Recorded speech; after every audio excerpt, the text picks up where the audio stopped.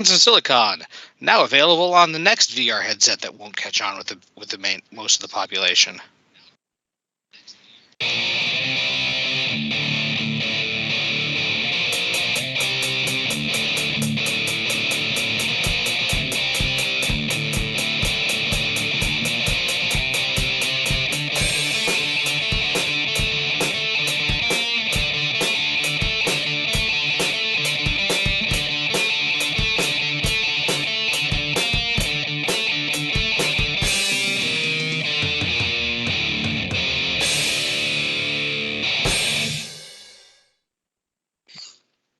All right, welcome to another installment of Fragments of Silicon. I'm your host, Adam. Joining me, as always, our Galax and Petty fan. And let us get to the news. Petty, why don't you start us off this week? Um, Everything seems to be going all right. I think I have most of the stuff I can get this month, getting ready for my surgery next month. I ended up saying screw it and get. I don't know if you guys have seen any of those medical alert like wristband things. I ended up just Uh, getting, huh? I think I have one of those. Yeah, there's one from a Yeah, I've company seen. called My ID that has like a little QR code. I just ended up getting one of those because, especially after I get my pump, say I end up get taken to the hospital for some reason and you can't tell them, hey, there's a pump in here. If they just like throw me into an MRI machine, it could at best damage the machine, at worst injure me. So that's bad. Mm-hmm. So it's one of those things that's definitely important to have Yeah, something on me. body contains foreign objects is an important notice. Specifically metal foreign object. Yes. So yeah, they ended up having a sale on them, so I just said screw it and got it. Even if I don't get if they can't put the pump in, it's still useful for my other medical conditions to probably have something like that on my person. Because I'm really bad at keeping my wallet on me. And then I ended up renting, I believe it's the new Kirby game, Kirby and the Forgotten Land. And my sister and I have actually been playing through that a little bit. It's the second newest, but it's the newest actually new one. Yeah. And Sis and I have been enjoying that. So that's been fun. And I've finally got back into tanking, raid tanking in Final Fantasy XIV. It's been about almost 6 years since last time I tanked something, like actually hard content wise, so it's fun to get back in the saddle. So yeah, we didn't get but too much time in the new Savage tier because people didn't have stuff unlocked like they were supposed to, but we should have a full raid time tomorrow and hopefully Saturday too, so woohoo! And oh right, Luna went to the vet on Monday, and she's been having problems with her thyroid. They finally got down to what the doctor calls high normal, which they're going to call that good enough, especially next in 3 months. We're going to take her back, and if it stays there, basically we don't need to bring her in for blood work again unless she starts acting weird. That's good. Mm-hmm. It saves us a lot because I think blood work is over $100 between that and the meds. So it's good that 14-year-old cat still can be fixed, relatively speaking. And yeah, I think that's it from me. Okay. Well, Galax, it's your go. Well, as has been discussed in pre-show, I am currently dealing with a relatively long-running rainy period that I will definitely take over the large amounts of smoke inhalation that the rest of the Northeast is dealing with. thanks to Canadian forest fires. So but it's still not great for my amount of energy or focus. So that's the current main situation. Office is doing a lot of. We have a couple of new temps in to work on scanning so we can get rid of some physical copies of documents because we are still working on preparing to move to a new and smaller office location. Other than that, I don't think there's a whole lot going on here, which is probably good.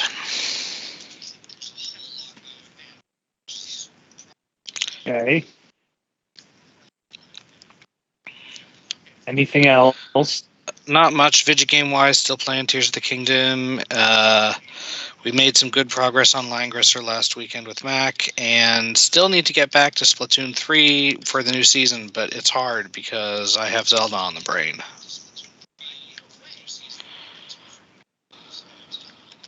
Uh-huh. I think that's about it. All right. Guess it's my go. Not much going on this week. Tomorrow I get my haircut for the summer because I know it's not technically summer, but we've got the summertime temperatures going on. Yeah. And also the summertime humidity. Mm-hmm. Because it is the rainy season. And I don't like it.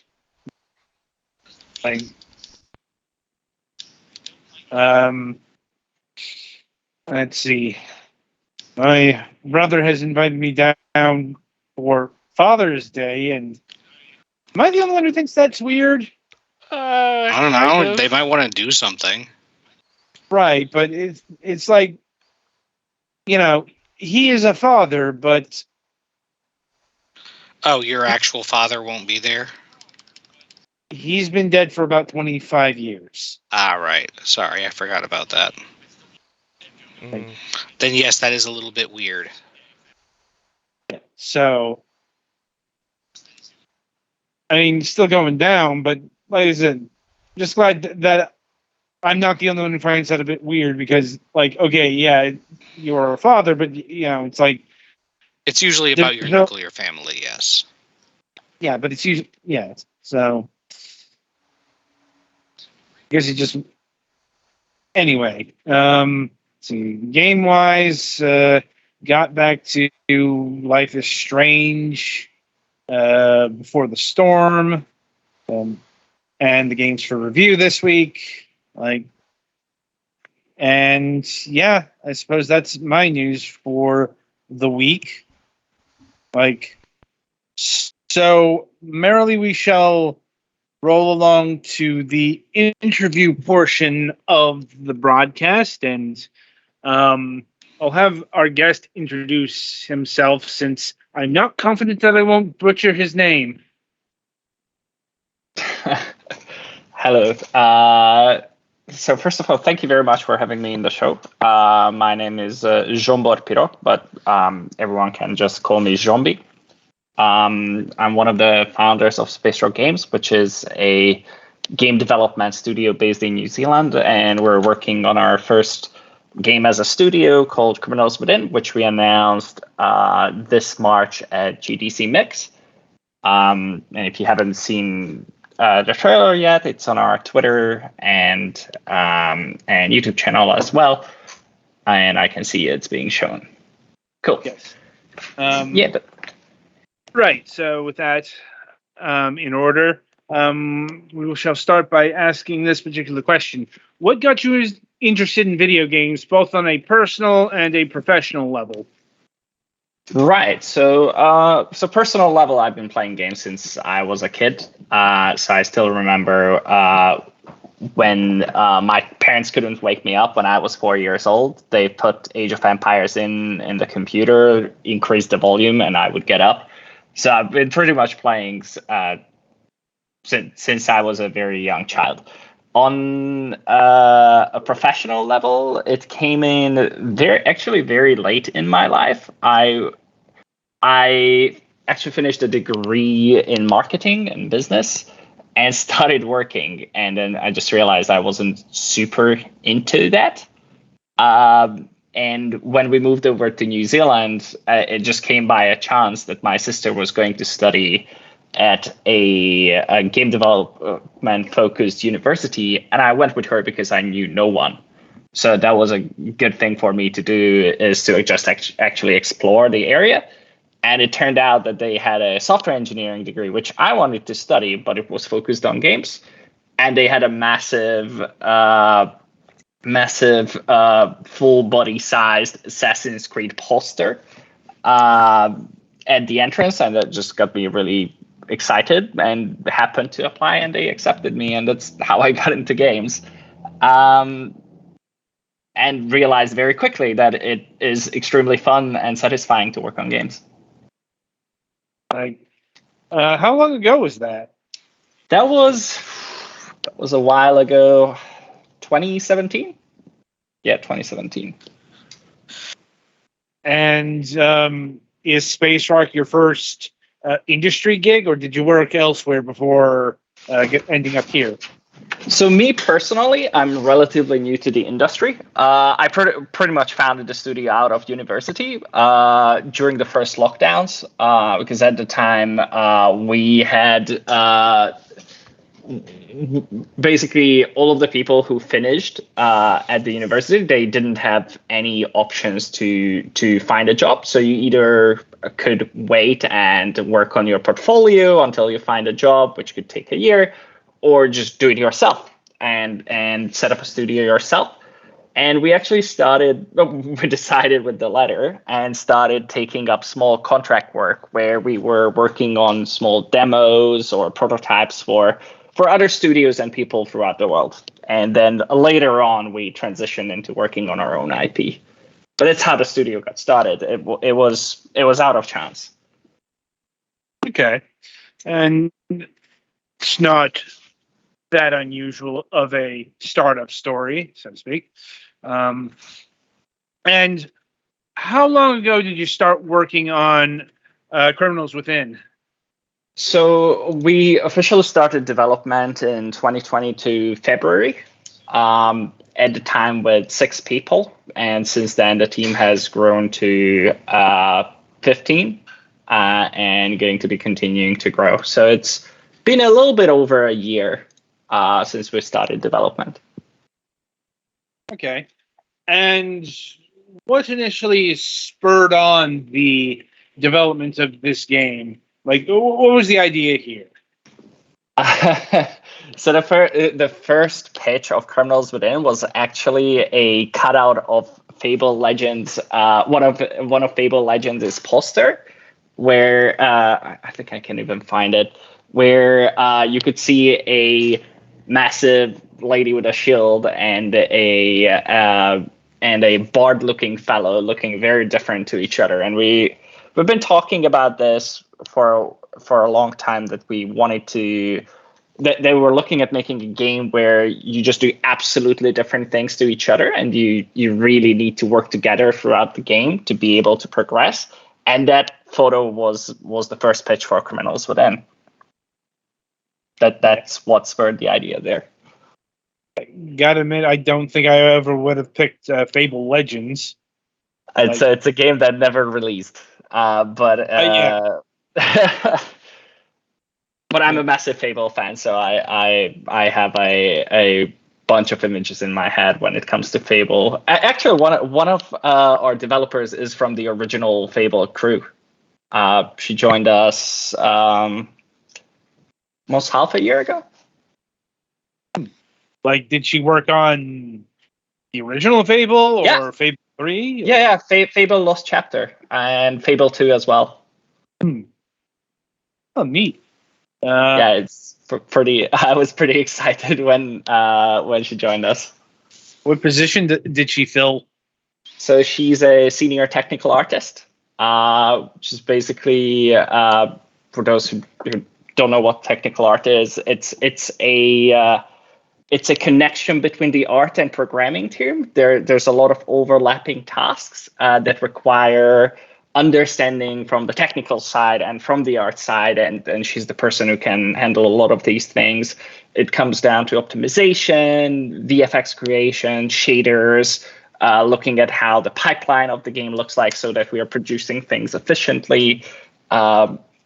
Can often include rigging, secondary animations. There's a bunch of stuff that do not necessarily fall on either side. And that's what she does. Sounds good. Sounds good. And I'm assuming that you are all remote. Yes.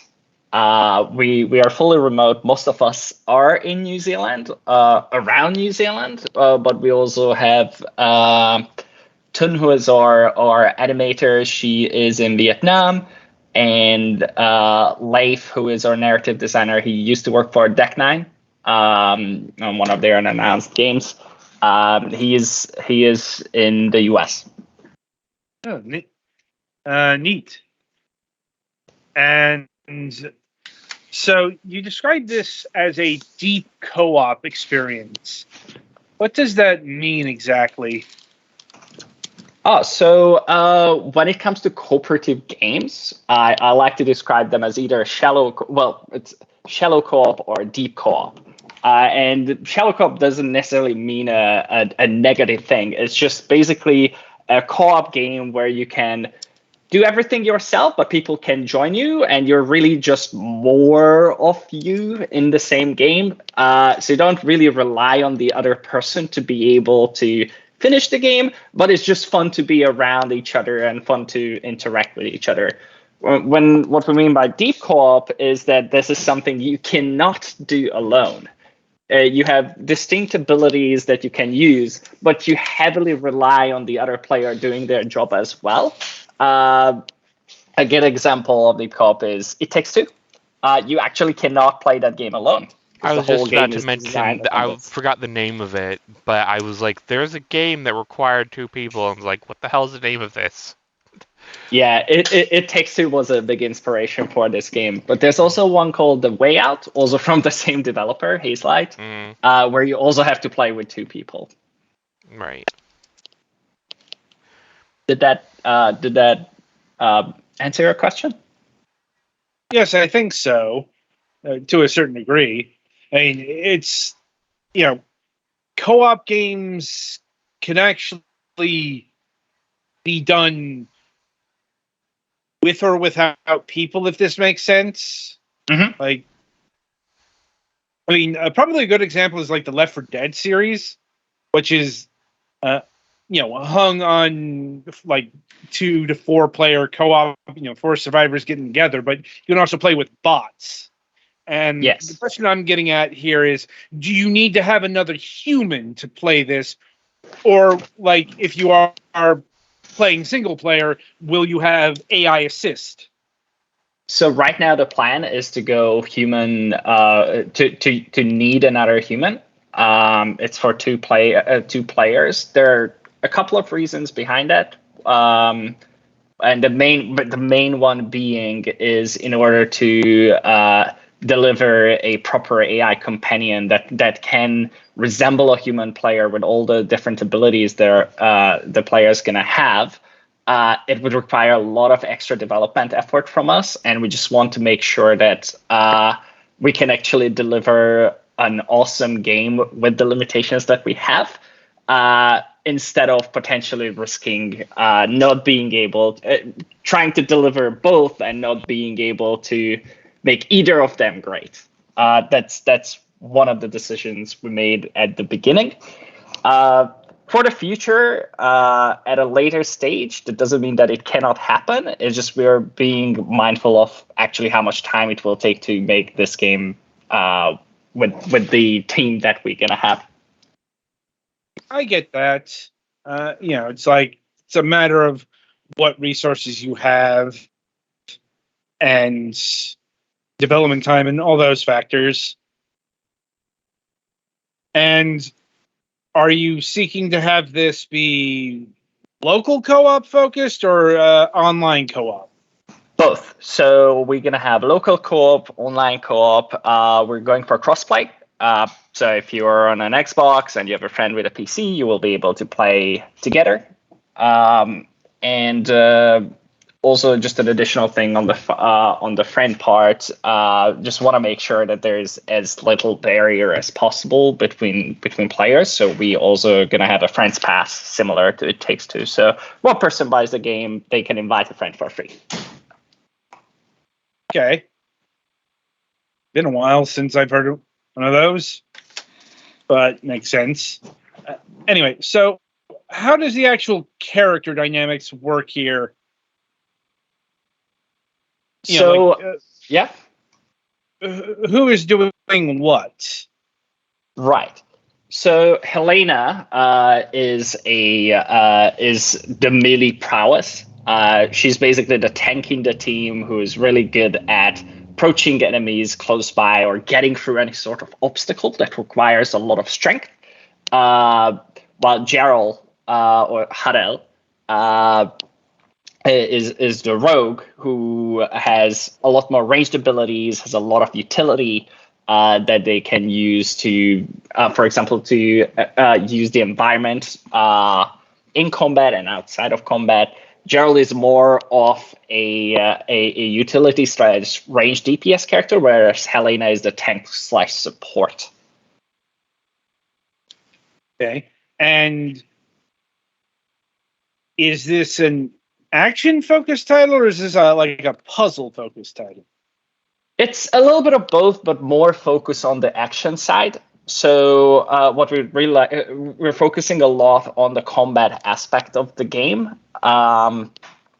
Primarily, a good comparison would be Remnant from the Ashes, Fable, and these sorts of games when it comes to combat, or Fallen Order.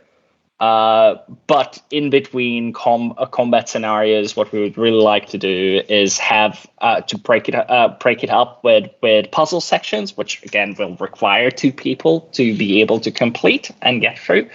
And the two characters are going to be bantering throughout the game. So what we would really like to have is something similar to The Last of Us, where Ellie and Joel are constantly conversing, but it would be a lot less grim. I'm thinking The Lost Vikings in the art style. Oh yeah. Let me just. Anyway, so Yes. What's the story going on here? You know, we see the CGI trailer here, and the game's called Criminals Within, but you seem more like treasure hunters. So I don't know how much I can reveal from the story for two reasons. One is I really don't want to spoil it. The other one is it is still changing as we speak. But generally, the two characters are sought out, are wanted criminals throughout the game. In the trailer, what you can see, the CG aspect is where Gerald is generally not a wealthy individual. He grew up in the local slums. And he does everything possible to be able to gain wealth and to be able to better his life, generally irregardless of others. Whereas Helena is someone who grew up in the capital and is the protector of the royal family. She is a royal guard. And generally how the story starts and what gets this whole adventure started is the prince that she's supposed to protect gets kidnapped. And the only person who supposedly knows what happens is Gerald, who is jailed. And they make a deal that Helena will break Gerald out if he is to guide him to the prince. That's how the whole thing starts out. So they are on the quest to save the prince. I see. So, case of quasi-mistaken identity, let's say. Damsel in distress, but the damsel is a prince. Right. And how far along is the game in development? So we are pre-alpha. We're hoping to reach alpha by the middle of next year. And release is not going to be next year. So 2024 then? So not 2024. Aiming for a 2025 release, but it's not set in stone yet. Fair enough. We are talking about at least a year and a half. Yeah. At least a year and a half. More like 2 years. Yeah. I'm just rough calculating how far 2025 is. Yeah. And so how did you decide on the art style here? So the art style was a decision that Kieran, who is our creative director, came up with. We were originally wanting to make sure that we are not making a photorealistic art style, because what we've found from a lot of games is things that are photorealistic don't age too well, because it's not actually going to be photorealistic. So something that looked amazing 5 years ago is not going to look that good 5 years from now. I just wanted to make a game that people can come back to years from now and still enjoy it. The other reason is most of the team was way more comfortable in this art style that is between very realistic and very stylized. We originally wanted to make something easy. It just happens to be that this is probably the hardest style you can go with other than photorealistic. The other thing that comes down to why not photorealistic is generally with photorealistic games, you need to put 2-3 times more effort into making sure that everything feels realistic. Because in most stylized games, you can get away with weird animations or things that do not happen exactly how it's supposed to. Whereas with realistic games, it needs to look like how it is. Otherwise, it's gonna get you out of the experience immediately. Yes, I'm sure it's been a tricky balancing act. Yeah. Well, the the let's make it simple for artists to do part didn't exactly work out, but I think it's still we're still happy with the look. Oh, a piece of video game development being not simple. Never heard that before. Yeah, to be fair, we couldn't have chosen a more difficult game to make. It's the style, the fact that it's multiplayer. Multiplayer makes everything take 2-3 times longer on the programming, and I'm a programmer by background. Especially since you're going with online multiplayer. Yeah. I know people whose netcode is the bane of their existence. Yeah, that would be me. No. Still have night terrors of netcode failing to this day. It's just it's a different beast, and it just brings back memories. Oh, the anguish cry of screams. Yeah, you suddenly have to test like 3 different scenarios instead of one, and there's no guarantee that it's gonna work all the time. And then like, oh, what if like there's packet loss and that percentage of packet loss, and then all these scenarios you have to make sure that it doesn't break and you don't feel like there's lag. And yeah, it's good. It's good fun though. Like once you get it done, it's very satisfying. It's just until then, it's like no. That's a strange definition of the word fun. I've heard worse. Yeah. I think I can hear Naka's eye twitching from here. Probably.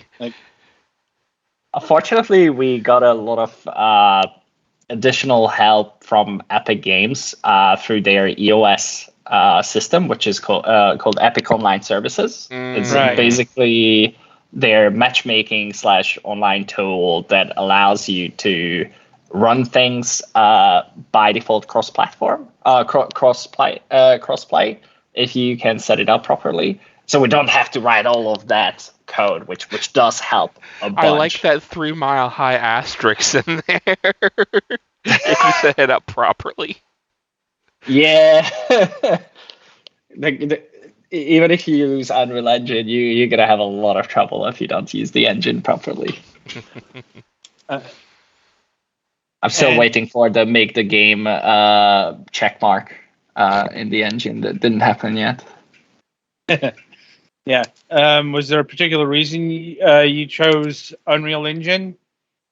Yeah, there were a couple of reasons. So just being really as a software engineer, I originally preferred Unity for a couple of reasons. It is easier on the code side. But the thing is, that was at the time when we started out 5 years ago. Now I heavily prefer Unreal for various reasons. A is there are way more tools available for you as a developer. It is way easier on the art side. And if you can make the life of artists easy, you're going to have a good life. If you can't, you're going to be stressed. So Unreal makes it a lot easier for us. Also, one of the main things that Unreal has over Unity is Unreal actually is source available, which basically means if something goes wrong, I can look into the Unreal Engine source code and check what's going on. With Unity, it's a black box. So I won't know what's going on, and I won't be able to fix it. Whereas with Unreal, you can have your own fork. We're actually working in our own forked version of the engine, and one of the things that is by default not supported is listen server streaming, which basically means if I want to host a game and I don't want my computer to die when I run it for 2 people, then you need to have this feature. It's by default not supported in the engine right now, but we can develop something like that through this. With Unity, it wouldn't be possible. Nifty. Also, it has good netcode. So it by default supports a lot of things that would be a pain to develop yourself. That is one of the reasons why Unreal gets chosen, or any one of the pre-made engines. Yeah, and you also get a lot of new cool features now that isn't really available anywhere else. That is not proprietary. So you're not we're still limited by polygons, but by far not as much as before. With things like Nanite, which just means we can have billions of polygons, and it's not gonna blow up your computer. That's always fun. Yeah, it's you can suddenly make things look very nice without having to use tricks, which is always good. Mm-mm. And so, are you targeting consoles alongside PC, or is it like all at once? Or are you focusing on the PC build first and then consoles later? So the current plan is to release on PC, Xbox, and PlayStation at the same time. We just need to get a couple of things sorted out for that first. But definitely the plan is to release on all 3 of those platforms. Okay. I can imagine some of the things that needs to be sorted out there. Yeah, it's approvals and need to make sure we can actually test properly on all consoles, and yeah, it's just a lot of compliance so that you don't release something utterly broken on the PlayStation Store or the Microsoft Store. Lot checks and so on and so forth. Make sure it doesn't make consoles spontaneously combust. You know, the usual. That's quite important. Yeah, I think people don't like when their Xboxes turn into bombs. Well, I need. In that case, we need to change course.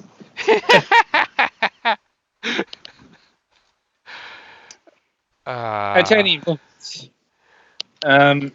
so what's been the reaction from the fan base, community, the people who have watched the trailer since it came out in March?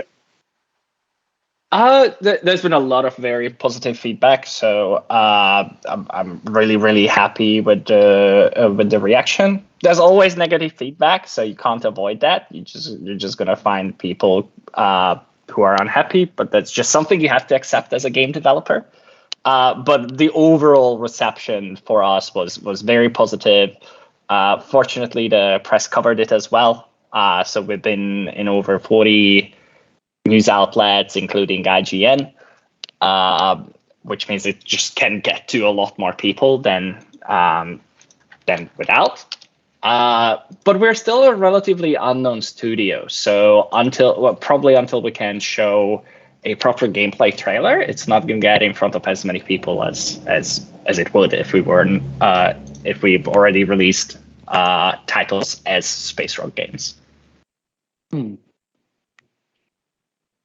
And let me see here. So can you mention when the next bit of media footage will drop? Well, the official announcement can be 2 announcements as next announcements. So we're currently in communication with a bunch of publishers. So we might be signing a publishing deal the next by the end of the year. That's currently the plan. So if that happens, then that would be covered by an announcement. Probably some media footage as well. That's new. But the very latest, we're going to be putting out something when we have an alpha. And I'm expecting that to be a gameplay trailer. Okay. And is this game Windows only, or are you building for Mac and Linux as well? So I would love to, but probably not Mac and Linux. It'll really depend on the support that we can get from those platforms. Generally, it's not planned right now. Fair enough. I get that given the niches of the platforms in question. Yes, that's one of the main reasons is we could potentially get those platforms working, but if that would be if that would mean that another platform like an Xbox or PlayStation doesn't get the port, then I would not choose that. Even more likely that we would go with a handheld than getting a Linux or Mac done first. But things can change. It's just currently how we look at things. Mm-hmm. All right, and let's see. Have you sorted out pricing at all yet? It's not set, but we're aiming for what we are currently looking at is a $29.99 US price. If you add that there's going to be a France pass, you basically take half of that. Okay. But yeah, this is not set in stone, so I cannot commit to it, but that's what we are thinking. Fair enough. And let's see. Let's see if my colleague here have any further questions for you. I have a question about if you have any idea on how progress is going to work. Like, since you have two different characters, would you need to progress through on, like, say I want to switch and play with Golux or something, and he prefers playing Helena, but I don't have any progress withdrawal, would I be kind of screwed on that, or would I basically be able to go with whatever Golux's check marks are? Or check Yeah, points or the whatever? idea is to make it as simple as possible for you to be able to swap. So I don't see a main reason why you wouldn't be able to just switch. In terms of progress, you're gonna be there's a couple of things we are planning. One is the very obvious one is cosmetics, things that you can find. Just mind you, this is not microtransaction cosmetics. It's just similar to how Back in the ye olden days where Yeah, you back in actually the old days where you could give your characters big heads by entering a code or Yeah. finding something in a treasure chest somewhere. or you happen to find a find the horror gold mask and you crusted can armor. put it on. Yeah, Mhm. yeah, basically. So yeah, that's the idea. We're definitely not doing microtransactions for this game. But yeah, so that's one. You're gonna be able to unlock and upgrade your abilities. So you're gonna have various abilities. One of the things that we haven't showed yet, but it's in development, is Gerald's steal ability. He basically has a bag of devourings, or a bag of holding bag. They can just put anything, any one object into it that is movable. And then you can also put it out somewhere else. So it allows you things like if someone throws an axe at you, you catch the axe and then you throw it back with the bag. Or you can grab an explosive barrel, then you place it next to enemies, and then when they are at the time when they are trying to hit, and that blows them up. So simple things like that, and you will be able to upgrade this ability as you progress through the level. Nifty. I think That's it another from way me. to progress. What is that? Sorry. I think that's it from me. That's the progress are my only question. So, Gulix, you got anything? No, I'm good. Alrighty then. All right. Alrighty. So yeah, I think we're about done here for the time being. Like, maybe we'll have you back on the program when we can talk about the game in detail. But Yeah. Until then, the game is Criminals Within. It's currently in pre-alpha, shooting for a 2025 release. But you can still wishlist it on Steam right now, I believe. Yes, and wishlisting it is very helpful for us. Yes. So please, if you can, give it a wish list. Yeah. And right, I want to thank you for taking time out of your schedule and being with us here today. And it was good talking with you.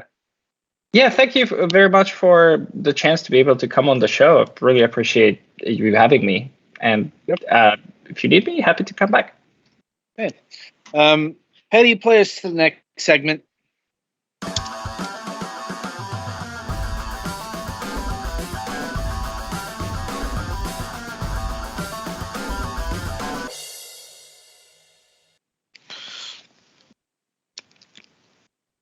All right, so welcome to the topic of discussion for the week. So this week we are talking about a game we have talked about a number of times over the years, sometimes with the people that were actually making the game. But we are talking about System Shock, because the remake has finally made its long-awaited debut last week after a good 6 years, 7 years, somewhere in between that. Yeah. With definitely non-zero controversy. Like, yeah, we talked to Stephen about that, during the pause. But, the overall point is, the System Shock remake is finally out.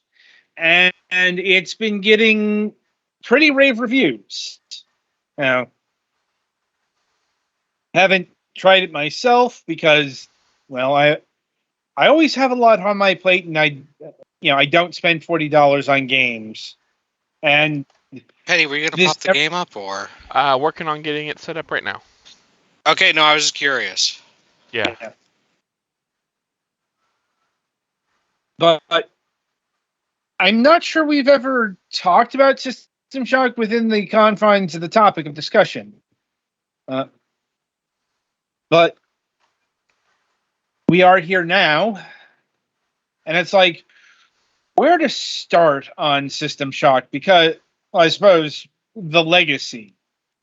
Because System Shock has, if nothing else, a legacy to it. It is fairly formative in space AI-based science fiction. Like the with words, also aliens. Like there are specific words for this genre now. The ImSim, or the immersive simulator. Like, see also, well, Deus Ex, Dishonored, even Bioshock to a certain degree. Though I would say Bioshock, at the very least, straddles the line between that and more traditional FPS game. Like, Bioshock is way more shooty bang bang than, a lot of it in a sense. But I'm sure the question might be, what is an immersive sim?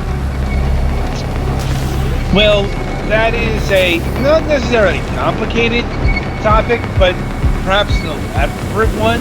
If you want to get into the details. The following daily summary for Thursday, April 7th, nutshell version is it's a game where you brought to you can by the approach Tri-Optimum Corporation. obstacles and problems. It's been in a beautiful day in New variety of Atlanta. ways. Sector 11 Like, in particular has a beautiful sunset right now. And temperatures are set to hit a monthly sometimes, high of 28 you degrees do Celsius that for the next 2 days. non-violent. And the Though, current visibility I think forecast for air traffic is hazy System with Shock, pockets of Atlanta like, fog, the System starting Shock at games 120 may be a meters bit going too into the weekend.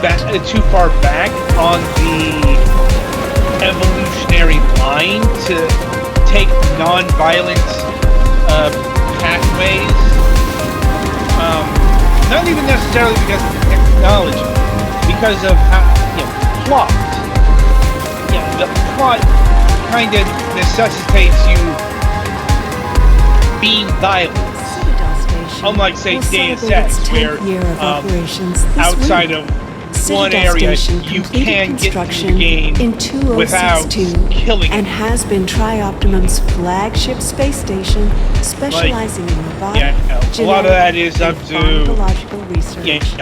The fact that you are stuck on Citadel Station, and it's under the control of a massively arrogant, malevolent AI who has turned everyone on board except for you either into paste or into one of her servants.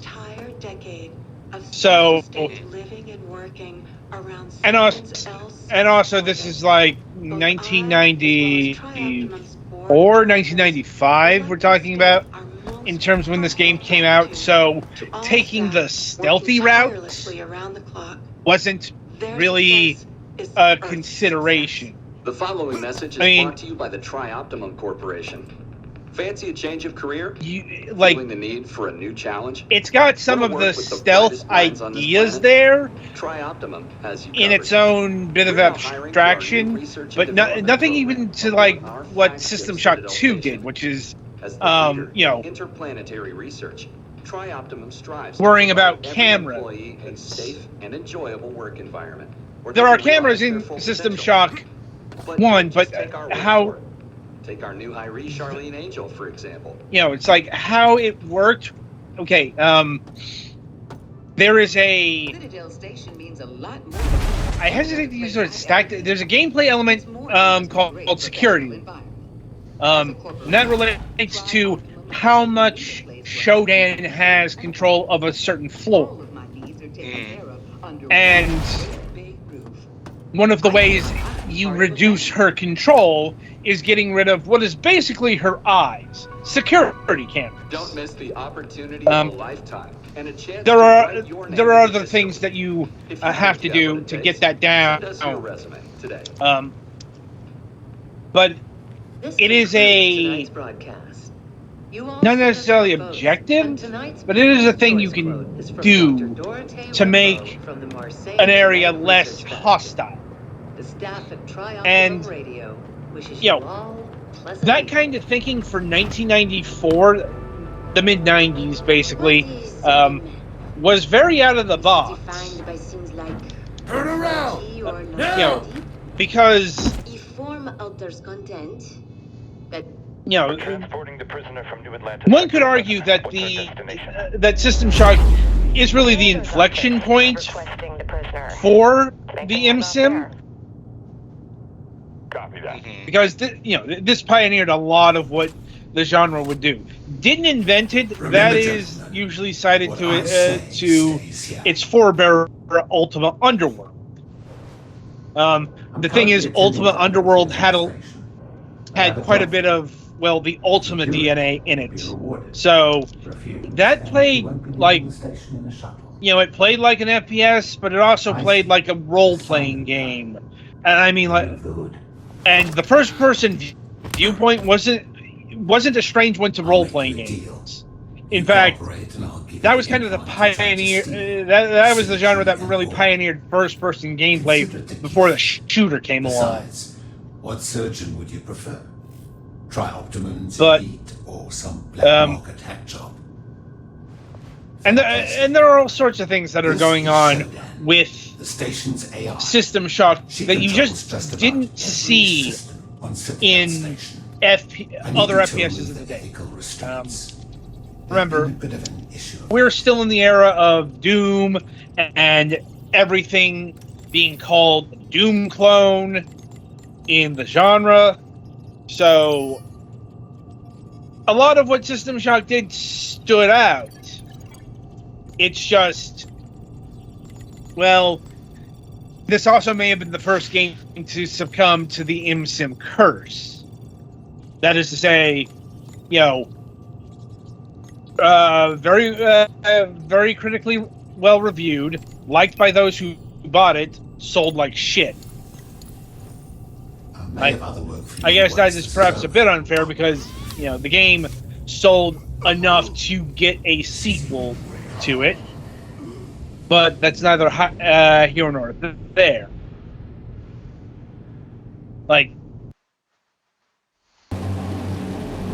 And I could keep going about the original System Shock game and how innovative it was, especially for the time, but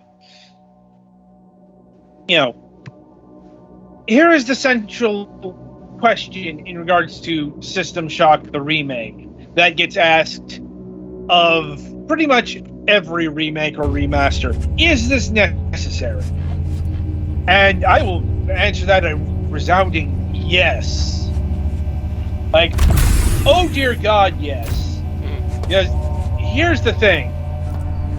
System Shock 2 is one of my favorite games of all time.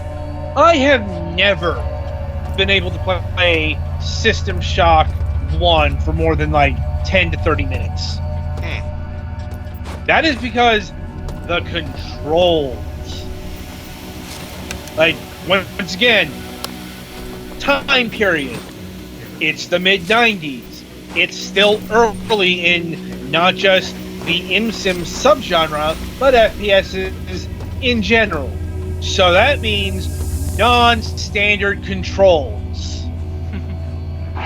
I think it was Civi 11 who said it best. Playing System Shock, especially the non-enhanced edition, feels like you're controlling an operating system more than an actual game.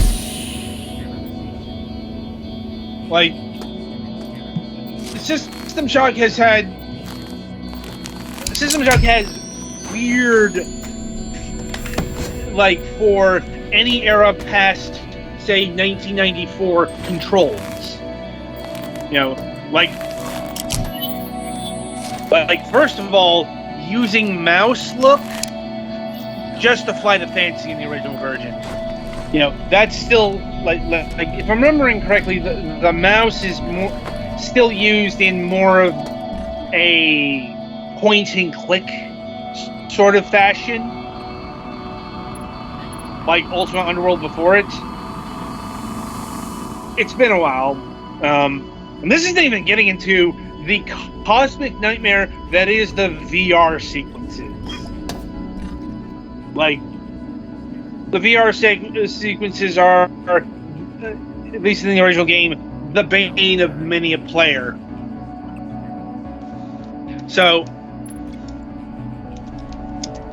with System Shock, the remake, it's bringing the controls up to modern standards, and then some. Now, I should preface, while we're talking about this game is only out on the PC. It is slated to come out on the Xbox series of platforms and the PlayStation family, which is going to be interesting and perhaps harrowing. Because, just looking at the inventory management of this game, I'm wondering how that's going to play out. Because, it's got the old inventory management here, which means it was built for a PC. It was built for access to a mouse, and I know you can hook up mice to a console, to the modern consoles. Not a lot of people do that. You got to take defaults into consideration here. I'm just saying, doing inventory management with a controller such as this, it's going to be awful if they don't tweak it properly. So I'm interested to see what they're going to do in regards to that, because they can't do the point and drag inventory Tetris that you had to do in, well, not just this game, but System Shock 2 had it, Deus Ex had it. I imagine going for something more like Dishonored or what have you will work out better. Something that is much more compatible with a controller, because otherwise, you're gonna have a bad time.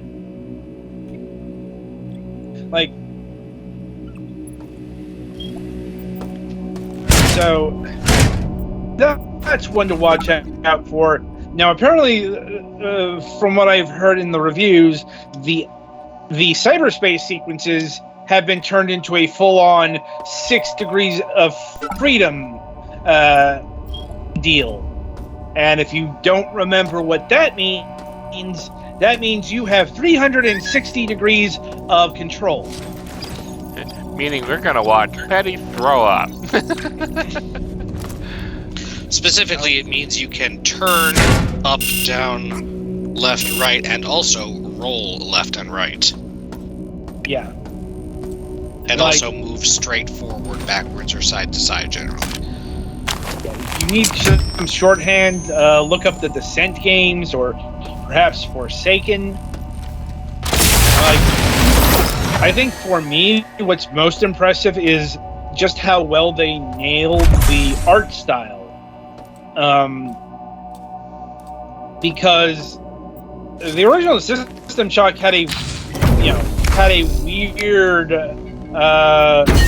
mid-90s techno art style that must have been very hard to nail in 3D. If Steven answers my latest email, maybe we'll hear about it.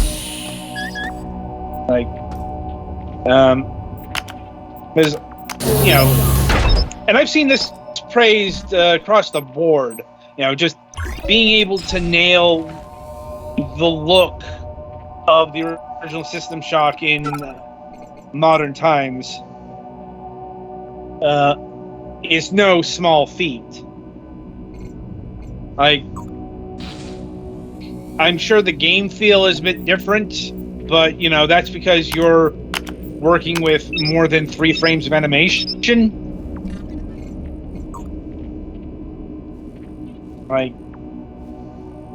you know, also the sound has seen a big upgrade, you know, and that's a big reason why a lot of remakes or remasters are done in the first place, to get everything, you know, better than what we had in the mid-90s.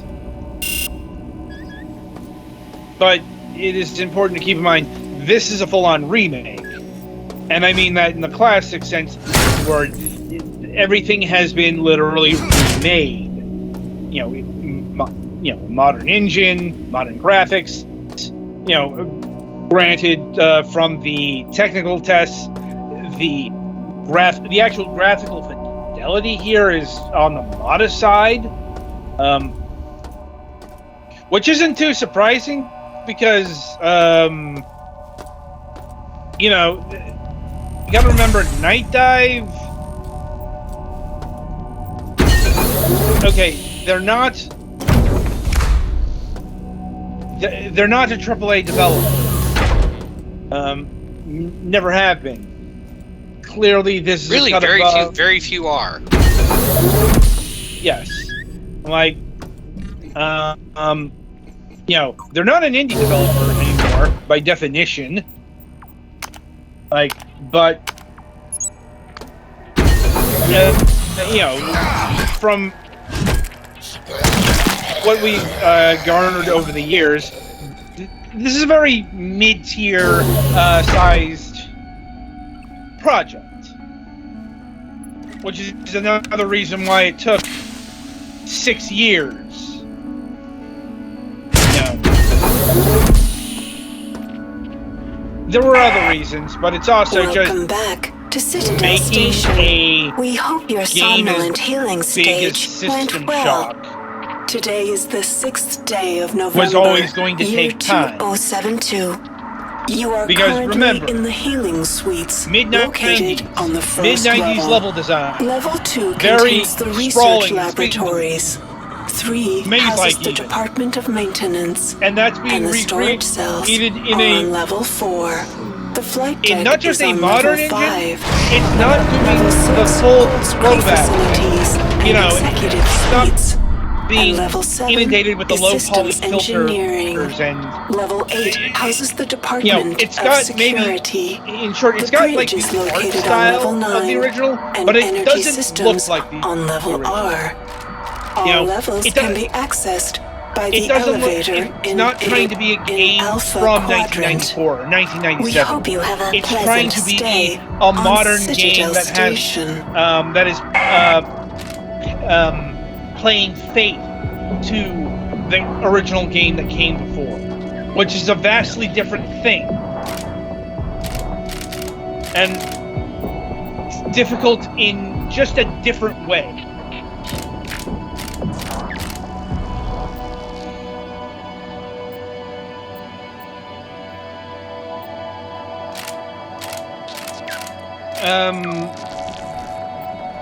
But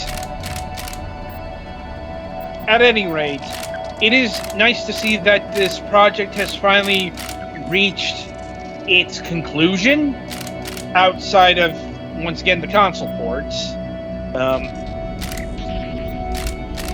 And, you know, there was some times there where I didn't think it would pull through, especially when it was, you know, it ran into the troubles back in the day. You know, especially since, you know, that was the time where a lot of the big Kickstarter projects were hitting problems of one sort or another. You know, oh, it turns out you made a bad game, or, you know, this Kickstarter didn't work out too well for one reason or another. And this thank thankfully, we don't have another Mighty Number 9 or Shenmue 3, even like Broken Age, and so on and so forth. This is more along the lines of Shovel Knight or FTL or Undertale, or insert a lot of games here that you probably didn't even know was a Kickstarter project at some point. All right, so anything else to add on to System Shock, the remake here? I think I'm good. Yeah, I haven't gotten a chance to play it yet. I did back the Kickstarter for this, so I have a copy, but... Yeah. Anyway. So, yeah, that'll about do it for this installment of Fragments Silicon. So, coming up... no, excuse me. On the week ahead.